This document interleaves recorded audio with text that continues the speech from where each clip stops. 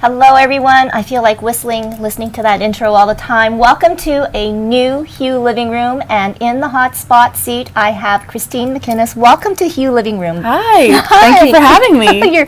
You are so welcome. Yeah. And I guess we're talking about a topic tonight that is a pain in the butt.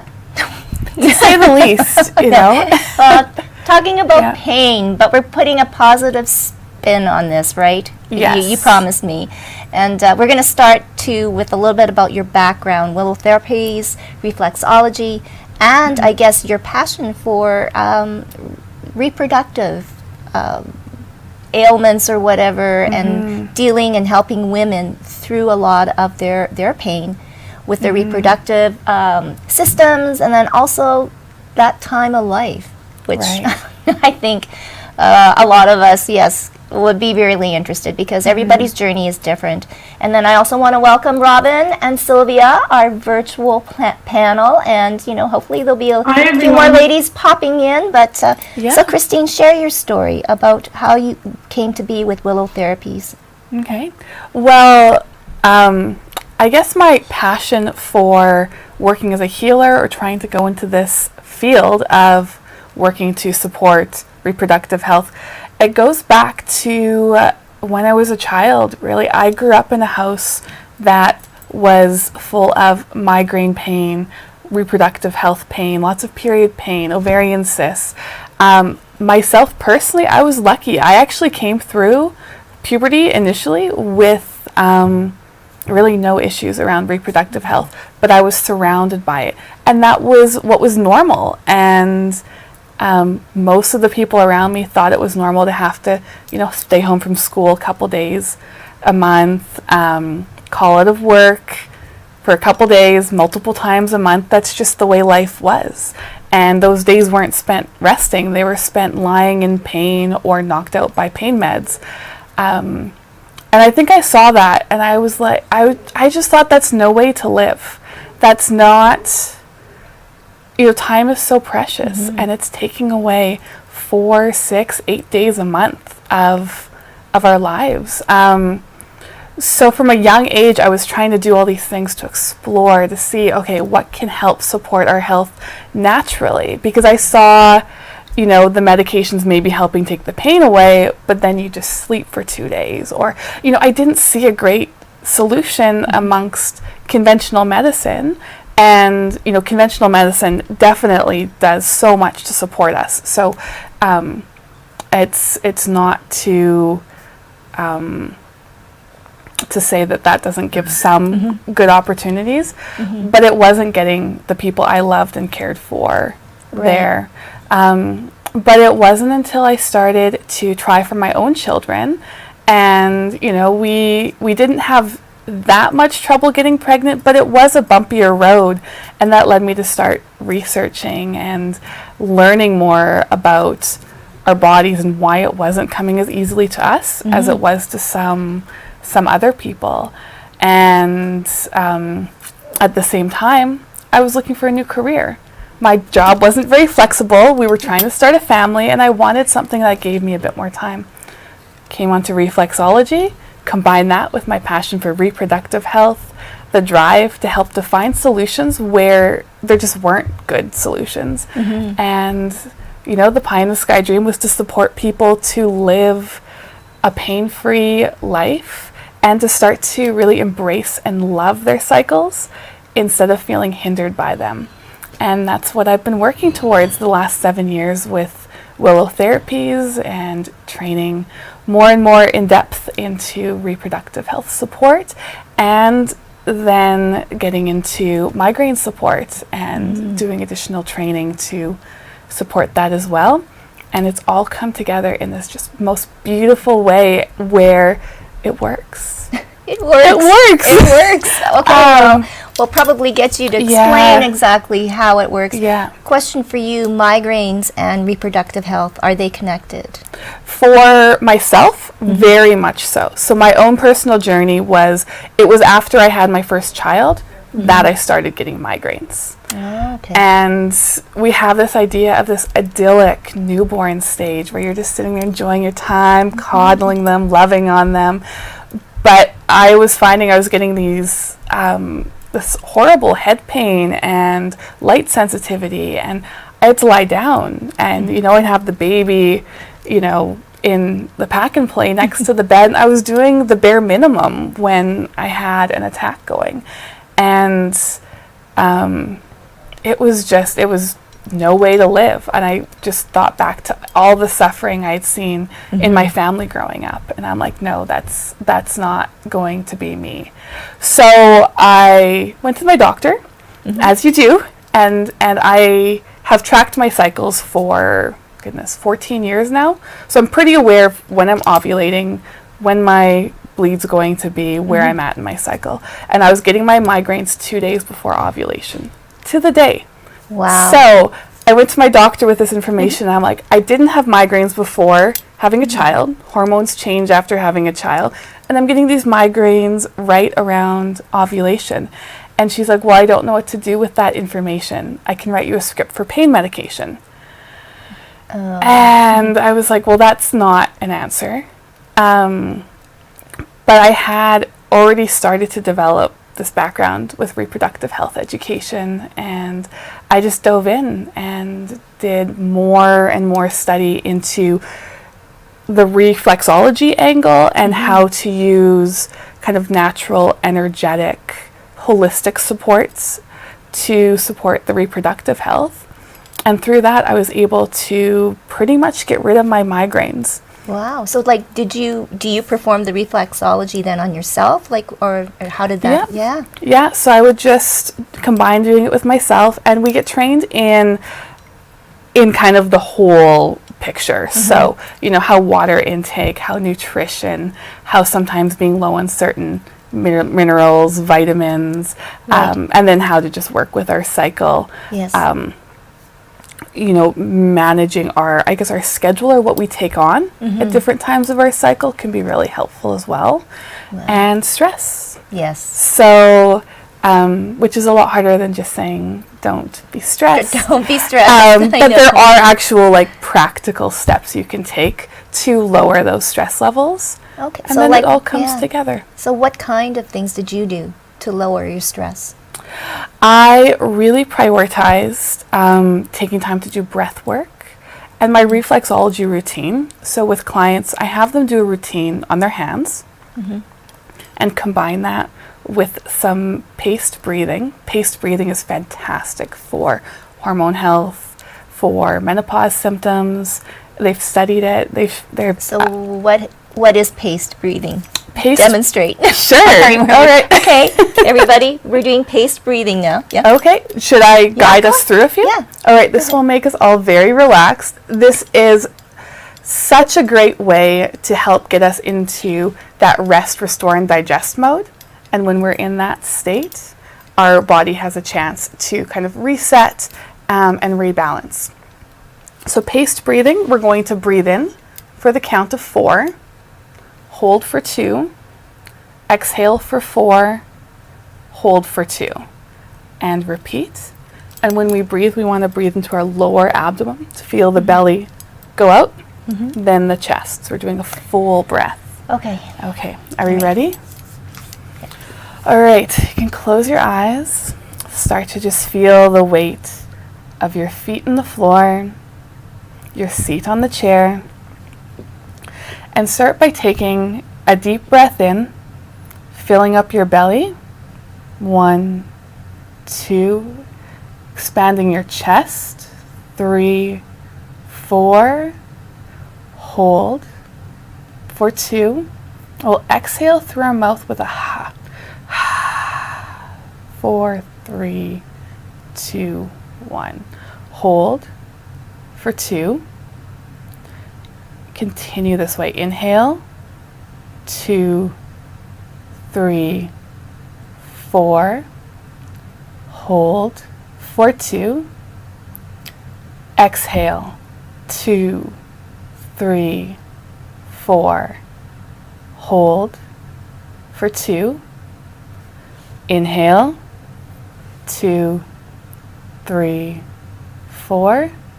Hold for 2. Exhale.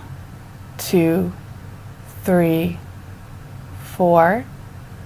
Hold for 2. And we'll do one more. Inhale. 2, 3, 4.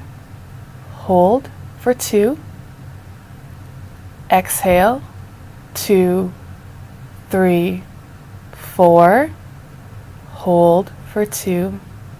Relax and resume your regular breath. Take your time to open your eyes. Oh, How does that feel? feels good. Yeah. Oh, Robin, Sylvia.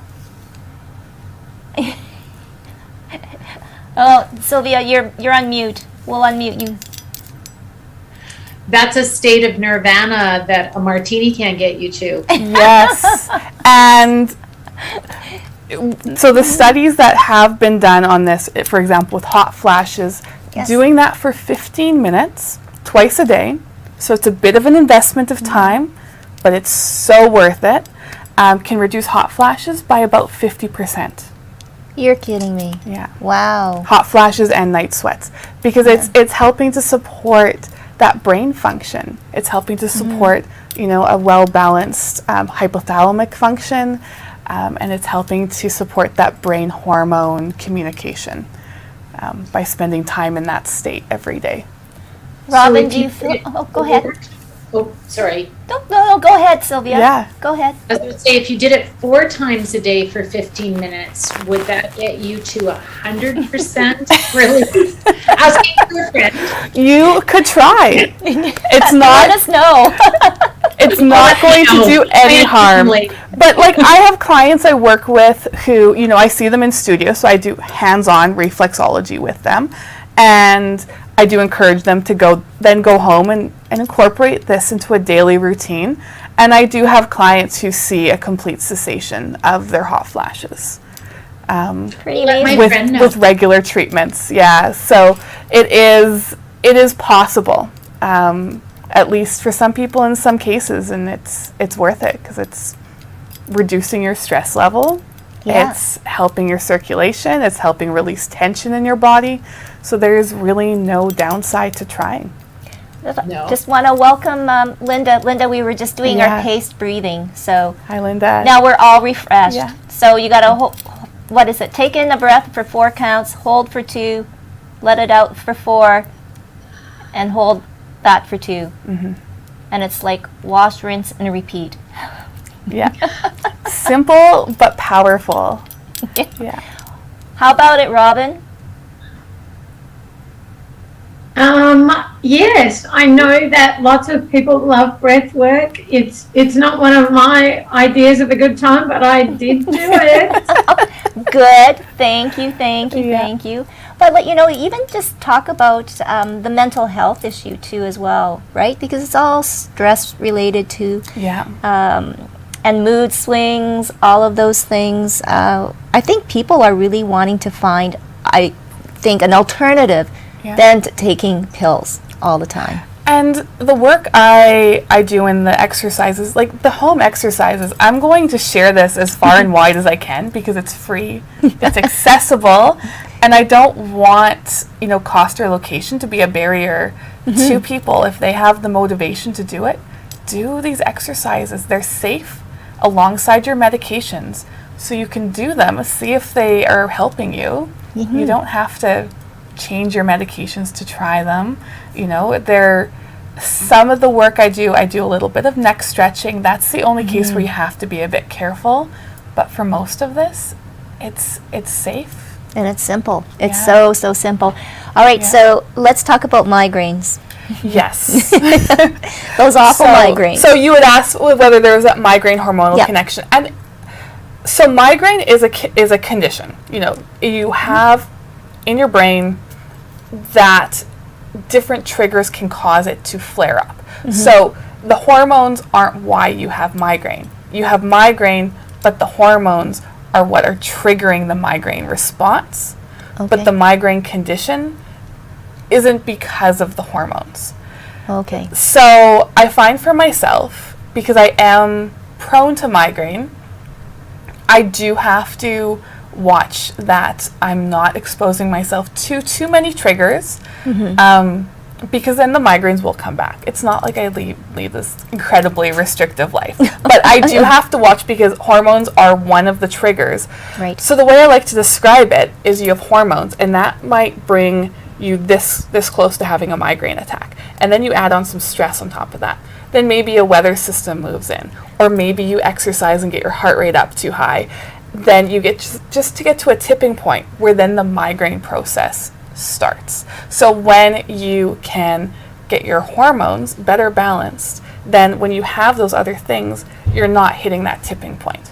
If you can get your stress better managed, you're not getting to that tipping point. Some things you can't control, like weather systems. Right. Sometimes you want to be able to get your heart rate up and exercise really hard. And to do that, it might just be a matter of really focusing on the other triggers that affect, really, really bringing those down to a baseline. Okay. So then you have a little bit more room to play with. Now, are foods a trigger? 'Cause Oh, we yes, heard, of like, course. I didn't mention chocolate, that. cheese, coffee, and Yeah, alcohol. and the trouble with food is it varies so much by Yes. person. And it's your body has a sensitivity to certain foods. Histamines is spoken about quite a bit in regards to migraines.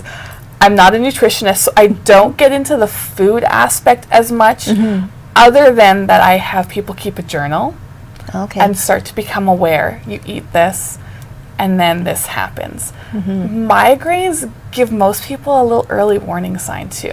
So if you eat a food, often 4 to 6 hours later, it won't be a migraine you feel, but you'll feel some early warning signs. It's called the prodromal stage of a migraine. Okay. And so what would that be?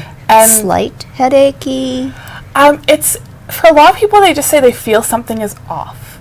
Okay. But it can show up as, I get like a sensitive spot in my scalp. Oh, yes. Increased urination, your heart rate, your body temperature can start to change.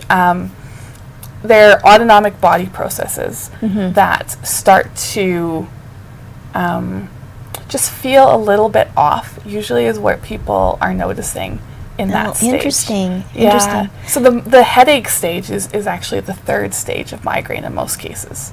So it's not the first thing that people are experiencing. Interesting. Okay, and so then how does reflexology come into play here? Or are there exercises for this?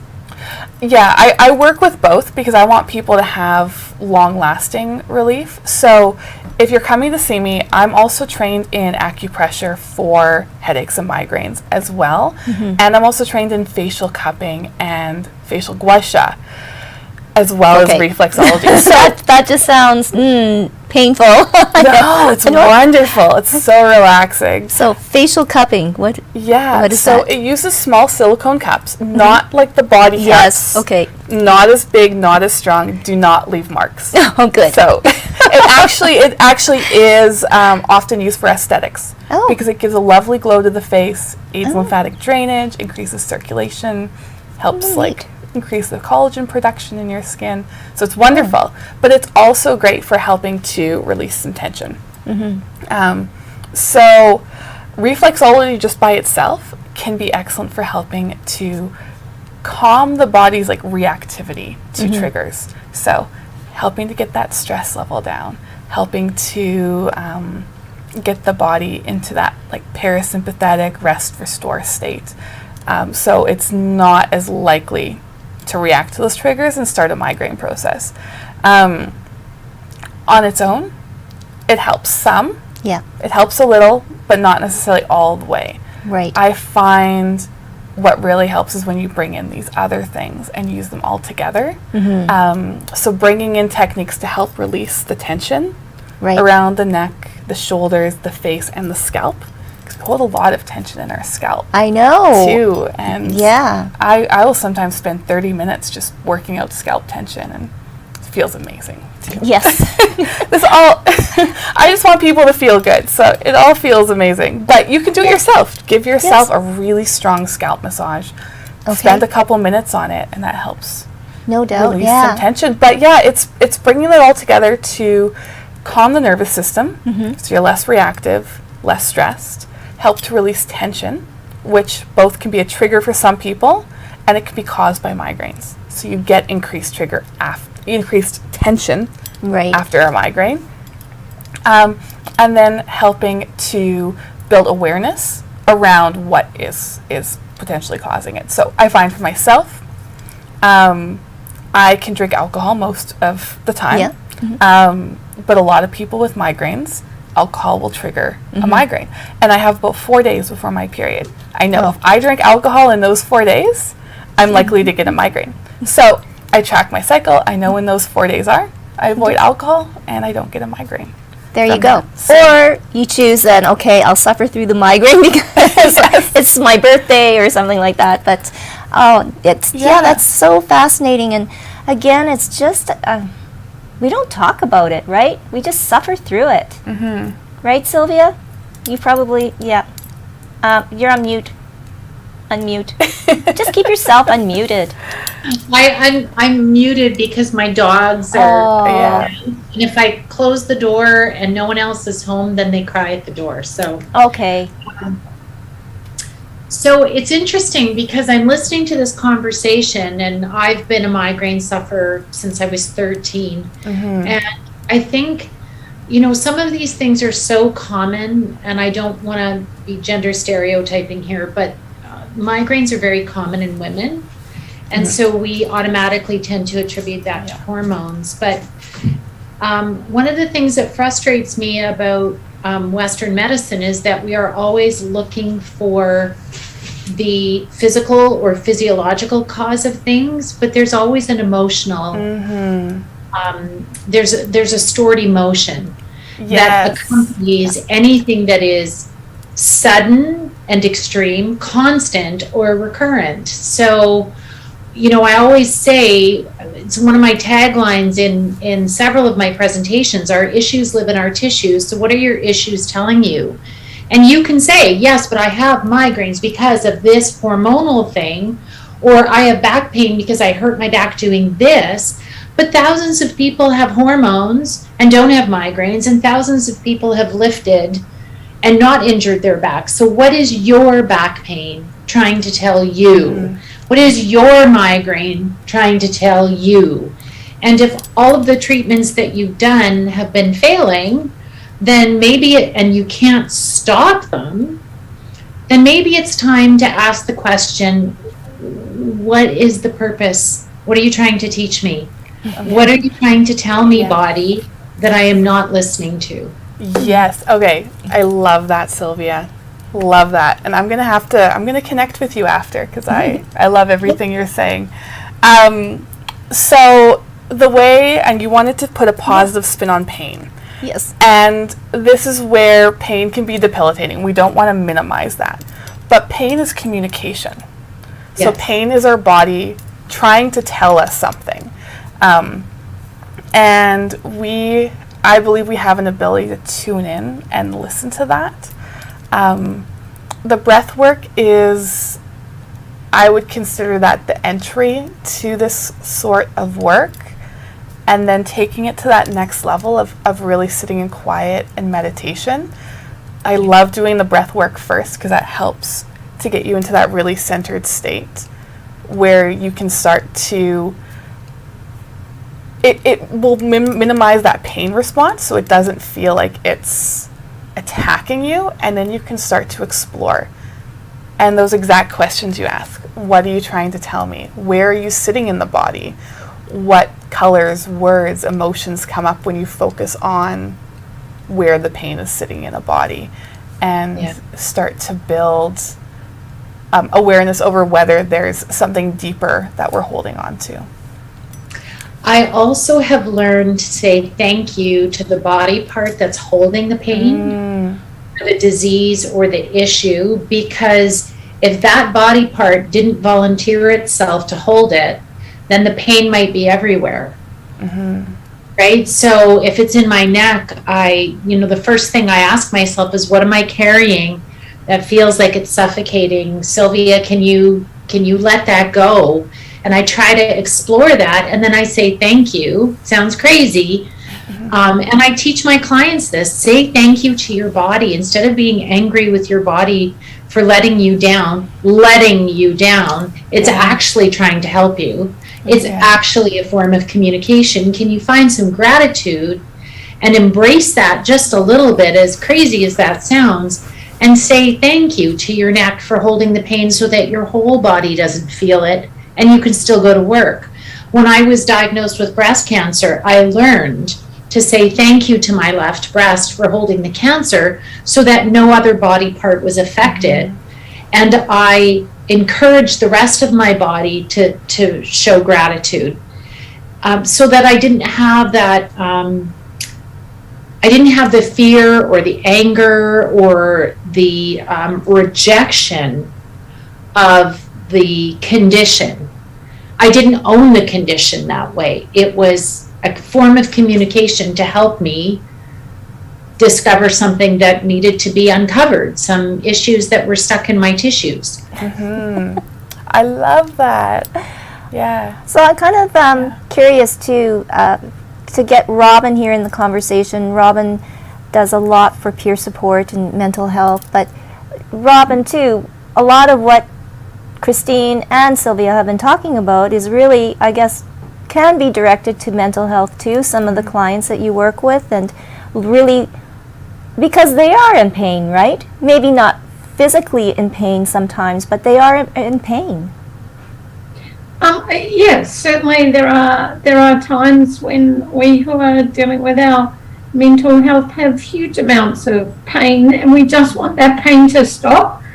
And sometimes we choose ways that other people wish we didn't, and sometimes we wish we didn't make the choices we made to deal with pain. But I love what everyone's saying tonight about let's take a look at what's actually behind it, because Western medicine doesn't look at that very often. They are, and don't get me wrong, there's some great Western medicine stuff too, but we're often very quick to go, here's a pill, that'll stop it, instead of what's behind it, and let's look at that.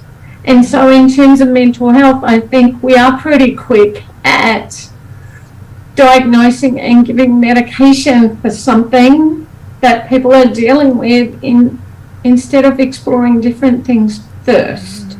Now, medication might be the answer, but it might not be. And it wasn't for me, right?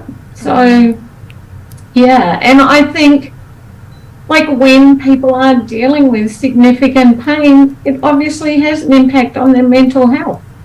And then it becomes this like vicious kind of circle for some people, right? I've got this physical pain, it's impacting my mental health, I can't go out and do anything, that's impacting my physical stuff more. So, yeah. And it's also too just talking, right? Because you mentioned before earlier in the show about you growing up and with all sorts of reproductive health issues. Was there a conversation at all? No. and he's like, you have to figure it out for yourself. Yeah. No, there was a lot I think of, and I was a very young child, so there's a lot of confusion around why kind of this pain and illness existed, but they didn't consider themselves sick. Right. So like it was a very confusing dichotomy of like they have to go lie down for a day or two, but they're not sick. This is just the way it is. So I think how many households or how many other young women and all genders are going through this, right, of just not being able to talk about it and educate. It's just so crucial now. Yeah, and I see this a lot. So migraines, people often will just accept that they're going to have this pain because they aren't aware of other solutions, or they don't believe that other solutions can work. And I realize that what I do is fairly out of the box as far as what is considered, effective treatments. But for the people who want to put the effort in to do the daily practices and start to build that awareness, it does help a lot. So there's a lot of people who just don't know or believe that there's a better solution because the doctors are saying this pill's your only. That's what I was told. This pill's your only thing. But then you get to period health and you get to period cramps, heavy bleeding, clotting, all of these things that often there is a generational component. So you know your mother has heavy periods, their mother had heavy periods. So you're like, okay, it's normal to go through this. And that's where there's a lot of people, they don't think to talk about it because they think it's normal, but common doesn't equal normal. No. And I try to start as many of those conversations as I can, because and they're still hard to have, no matter what. Like, I mean, have we ever talked about periods and menstrual cramps or anything like that? No, we don't. Or any kind of pains like that ail us, and we just kind of, suck it up, buttercup. Yeah. No. You don't have to. We used to have those conversations at the dinner table. Yay! Good. Like for you. my brother's family, not my family. I was, me and two brothers, but one of my brothers, he had two people who identify as women, to identify as guys, and they would talk about that. They would talk about sex, who they were having sex with, what they were doing, what it looked like. They were talking about periods and period pain and who's having clots and who's not. And like, I used to make myself go because I loved the conversation. It was just so open. It wasn't this, whoosh, don't talk about it. And I think that's one of the things I hope that if we can keep talking about these subjects, so long as, I'm always going to go, let's talk suicide. I mean, not how to do it and stuff, but you know what I mean. Yeah. But those tougher conversations, if we can just make them everyday conversations, imagine how amazing life can be, where it's not this hidden thing, or we don't think we're alone in any of that conversation. So, yeah. I think that's so powerful when you're dealing with something like migraine, which can be a chronic pain condition too, because there is that cycle. The pain leads to the mental health struggle, which leads to more pain. And but if we're talking and we're open about it and you don't feel alone, we can kind of limit how much that's affecting our mental health, because now we have a support network. Now we don't feel like we're going crazy. Now we don't feel like we're stuck in this trap of a body. Now we have a community. And I think conversations like this are not only important for our age, but also for young moms with daughters, right? Yeah. That are entering puberty, to know, I guess, maybe what to expect, or here are some of the things that, that are out there that can help. Instead of just saying that, you're going to have the same period like me, so that's it. Yeah. Right, Sylvia? Oh, yeah. I mean, my daughter physiologically is not in terms of her body stature, but in terms of her physical health is so much a carbon copy of me. We both have low iron, both had terrible periods, both have migraine headaches and so on. And it's very generational. But it's very interesting because she's coming into these experiences at a time in her life where this information and my knowledge is so much different. Like, we understand that issues live in your tissues. We understand about the effect of trauma. We understand about generational trauma and how these things get passed down in DNA. We're starting to hear things about past lives and what happened in a past life can affect. We're hearing all these things. This generation is so much more informed than I was. Like, I spent the majority of my adult life going, well, I guess I'll see if there's another pain medication I can try. Yeah. I kind of stepped into body talk and energy work and meditation and these other things. But her generation is light years ahead of us in terms of starting to understand this, when they tune in to people like us. Yes. We are getting louder. I hope so. Yes, yes. Robin, yes. Tooting your own horn, loud and proud. I know.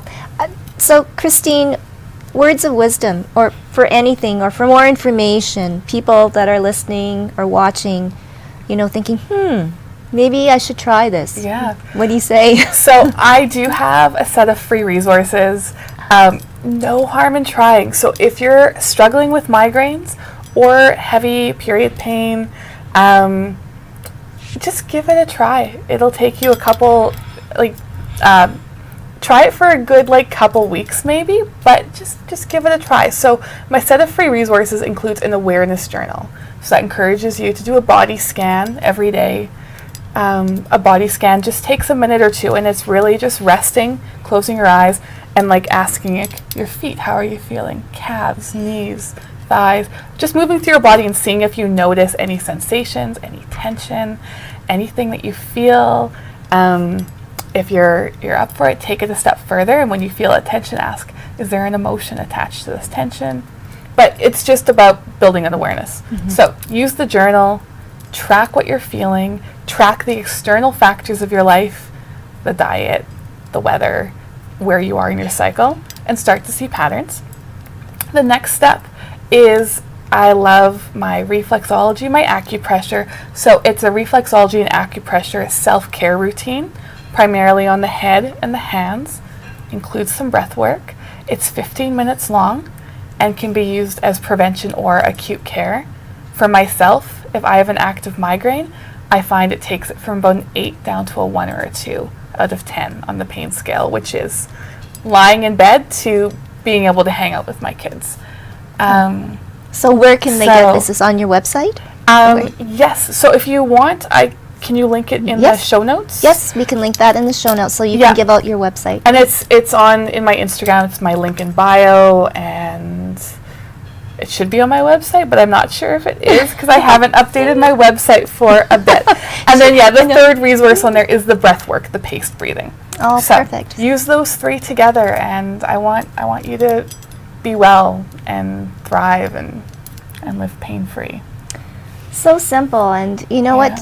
Thank you so much for coming by and sharing, because this is how we kind of grow, right? We grow our circle, we ask the questions, but it's so beautiful to find some answers, and hopefully, for people out there, you don't have to live in pain. You don't. And there are different therapies for different people, so if it doesn't work for you, I just encourage you to keep looking, but give these things an honest try, even if you're skeptical, because it might surprise you. Oh, well, thank you, Christine McInnis, Willow Therapies. Thank you, Sylvia. Thank you, Robin.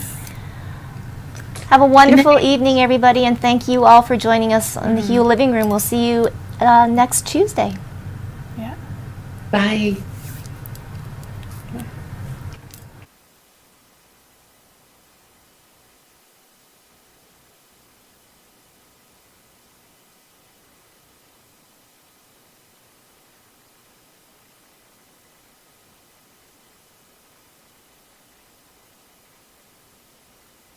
I don't know